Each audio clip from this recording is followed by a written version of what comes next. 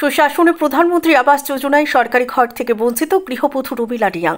স্বামী বিনোদ তিপুরমা, বাড়ি চুরিলা মাটি ব্লকের অন্তর্গত রংবালা ভিলেজের পূর্ব দুরন্ত পাড়া এলাকায়। অত্যন্ত দরিদ্র পরিবারটি। গৃহবধূর স্বামী বিনোদ তিপুরমা অন্যের রাবার বাগানে টেপারি করে স্ত্রী এবং এক সন্তানকে নিয়ে বৃষ্টির মধ্যে জীর্ণ শীর্ণ অর্ধেক ভেঙে পড়ে যাওয়া মাটির কোঠাতেই বাস করছেন। কিছুদিন আগে ঝড় বৃষ্টি তোফানে মাটির কোঠার বসতঘরের অর্ধেকটা ভেঙে পড়ে যায়।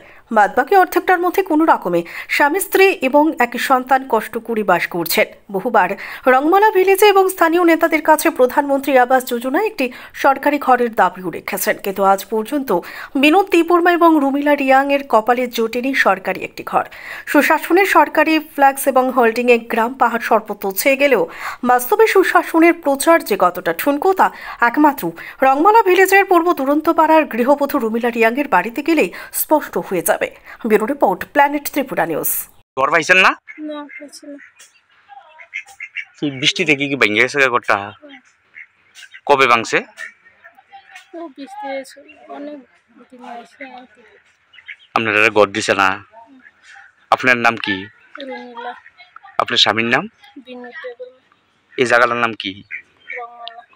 রংমালা ভিলেজ, রংমালা দুরন্ত পাড়া। ঘরের লেগে আপনারা বহুবার গেছেন, দিছে না?